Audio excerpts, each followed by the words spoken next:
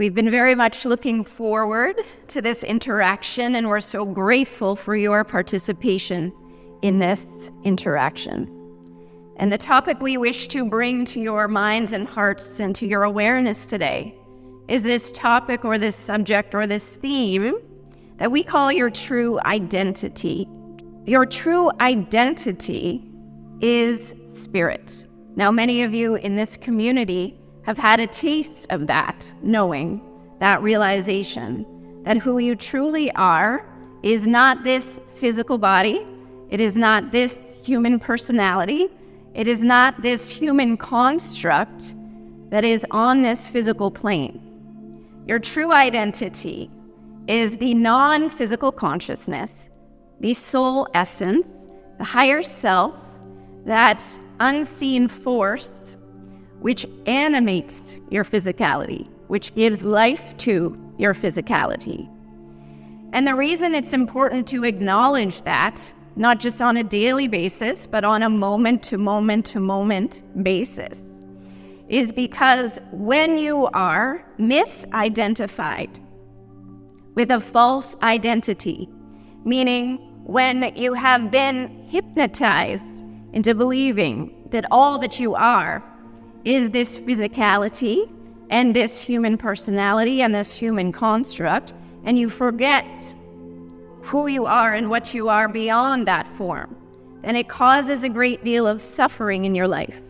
Because then what's true is that the path that you're on is the path of the human construct, the human mind, which is often constantly and consistently in this pattern of chasing something in the external realm.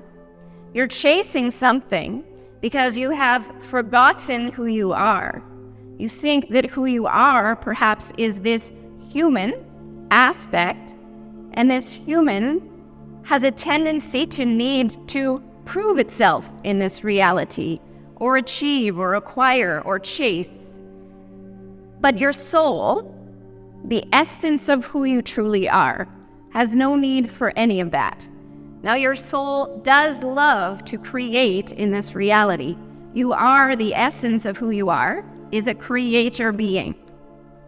So we're not saying you won't take action. We're not saying you won't achieve things or go after things or manifest things in the physical realm. We're not saying that at all. What we are saying, though, is that you will not be seeking your identity in those things. You won't be chasing achievements in order to prove your worth or prove yourself. You won't really care as much of other people's opinions of you because you recognize that their opinions of you are just a reflection of the opinions that they hold about themselves and about this reality, and it's most likely a projection onto you. And that this identity that they're projecting onto is not even a true identity anyway.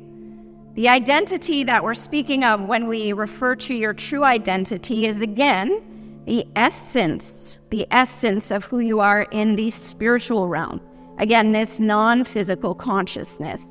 Now, what's true if you reflect back upon your life experience thus far, where perhaps there have been moments where you were more identified with your identity as this human self rather than this soul self. What's true is that you will find moments of time where you were, again, chasing something externally in order to uphold or up-level or prove yourself as a human construct, as a human being.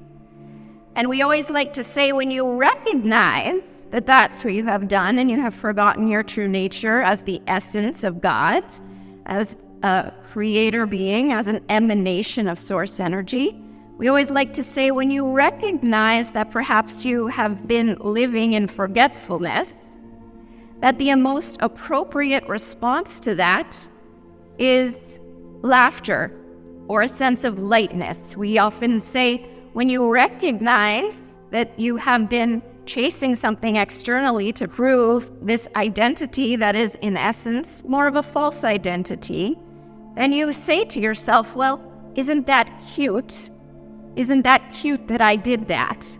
Isn't that funny that I did that for however long. 2 years, 5 years, 70 years, doesn't really matter.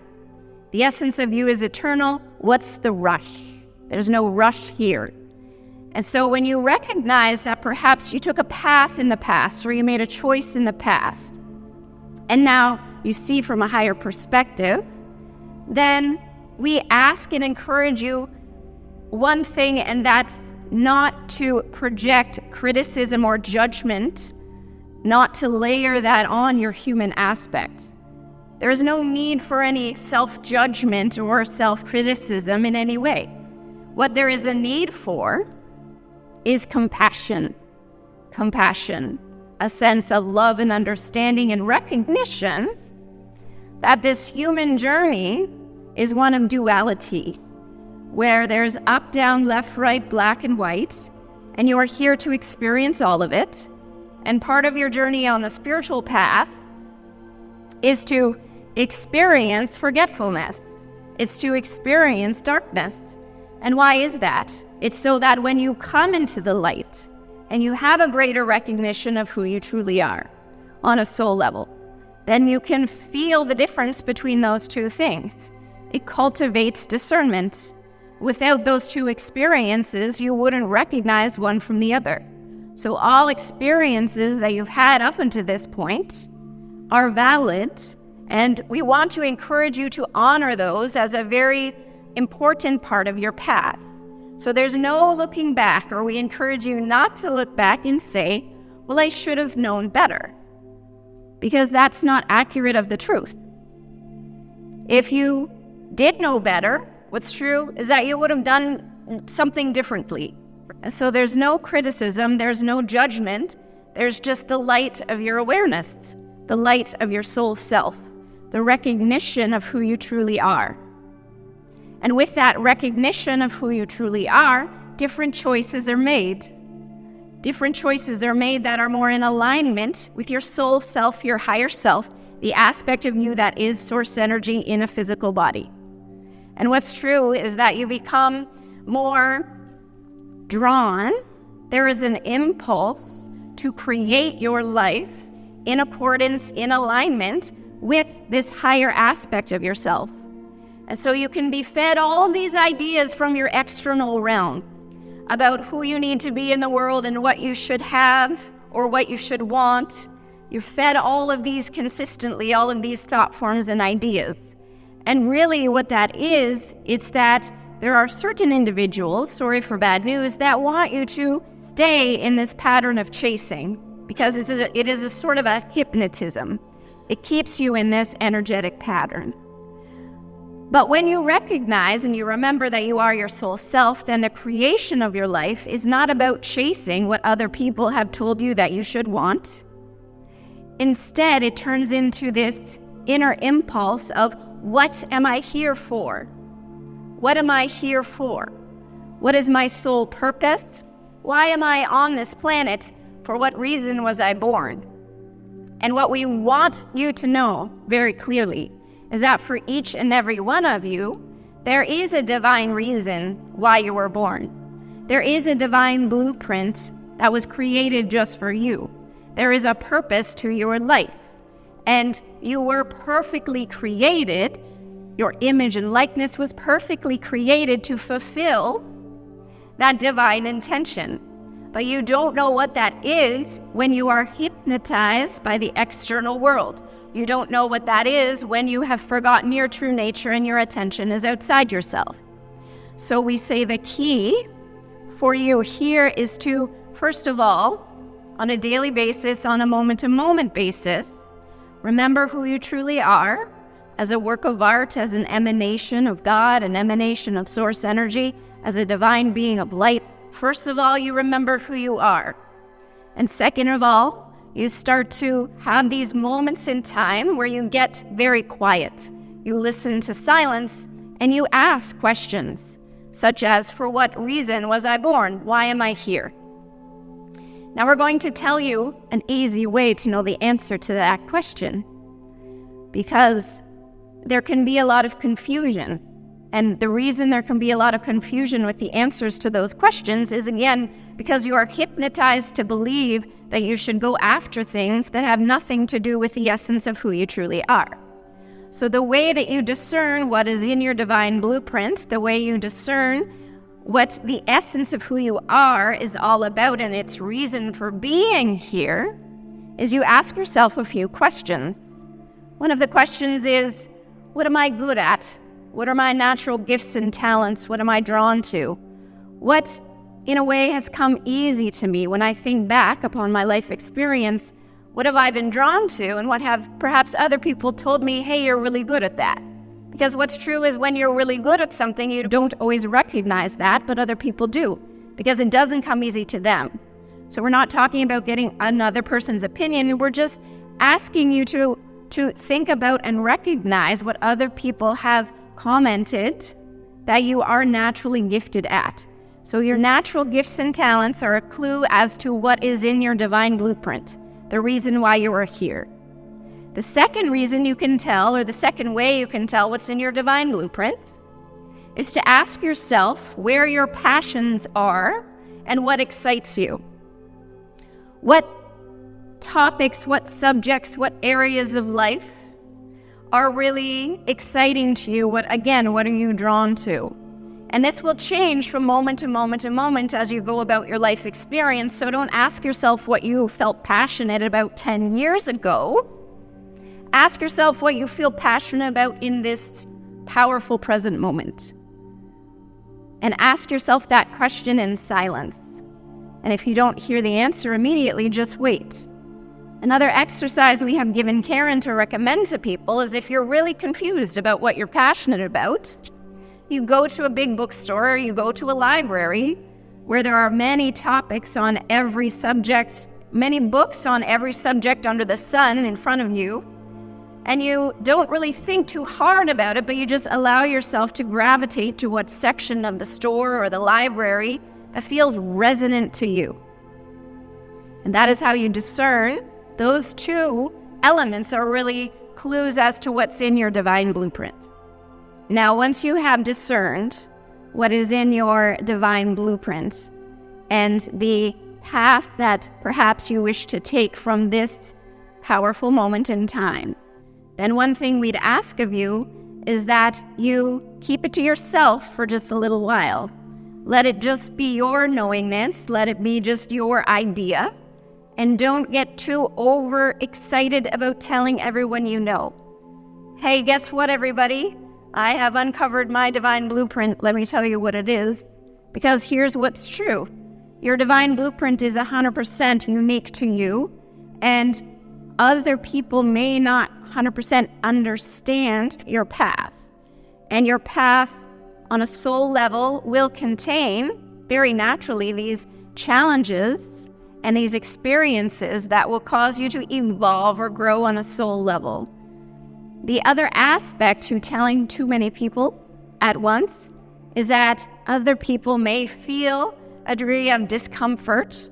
They may even feel threatened because of their own misalignment in their own life experience. If they have not really uncovered their passion, their sense of fulfillment, their purpose, then you uncovering yours, some people, here is what's true, will perceive that as a threat. And so we ask you, number one, to keep that contained. And then when you do feel like sharing, share it with those who you feel a sense of understanding. You feel there will be a sense of compassion and understanding. Let's say a like-minded soul, so to speak. We want to touch on one more thing before the end of this talk, and that is the concept that we refer to as resonance versus dissonance. Now, within this community, you are all very aware of your extrasensory abilities, And what's true is that each and every single one of you has extrasensory abilities because you are all vibrational in nature, and all that extrasensory abilities are picking up on those more subtle forms of energy with your intuitive senses. We will say that the most common or the easiest extrasensory ability for you to access, for most of you, is that of clairsentience, which means clear feeling. And it's also one of the simplest extrasensory abilities to understand. Because here's the way that you can understand clairsentience. I have a good feeling about this, or I have a bad feeling about this. And Karen is very much a fan of Star Wars, and she likes to point out that to everyone she knows that in Star Wars, it's a very good example of clairsentience. I have a bad feeling about this, and then what happens? Something very bad. So we're asking you to recognize within your own being, your own inner sense of clairsentience, because each and every one of you has this inner sense. Recognize when a person, place, thing, path, opportunity, book, TV show, recognize when that has a feeling tone of resonance versus a feeling tone of dissonance. Now, this is just one more way, again, that you can discern what your path is from this powerful present moment. Does this path or this option or this possible decision, does that have a good feeling to it? Does it feel resonant? Or does it have a bad feeling or a negative feeling? Does it feel dissonant? And so in this realm where there are many different energies, and what's true is that there's so much static on the line in terms of your collective consciousness, you really have to take a moment to get quiet and discern for yourself, not for anyone else. You need to be able to discern what feels resonant to you versus what feels dissonant. And this will be a very important skill in the years going forward, especially in the next few years as certain events and circumstances unfold. Let's just say that there may be some challenges in terms of the information presented to you will be much easier for you to digest, much easier on your system. If you, before you take that energy or information in, you first ask yourself, does this feel resonant or dissonant? Does this media broadcast, this news story, whatever it is, does this feel like truth? Does it feel resonant in my system? Does it carry a more uplifting, positive feeling? Or does it feel dissonant? And so, as always, we are so grateful for the opportunity to interact with each and every one of you. And to conclude, we always conclude with a greeting that is the language Sanskrit, and the greeting is Sat Nam. Feel into those words for just a moment. Feel the energy. We haven't yet revealed to you the meaning behind the word, so feel into the energy of the words first. Sat Nam. The words mean true identity, or I am truth. And so, as always, your true identity is of a higher frequency, usually, than your human construct. And so what's true is that we hold that frequency for you. We see you through the perspective of that truth, and we beam that frequency back to you until the moment in time which you can hold that frequency for yourself, and you can see yourself as God sees you. You can see yourself through the eyes of Source. That is our wish for you on this day. And so Sat Nam.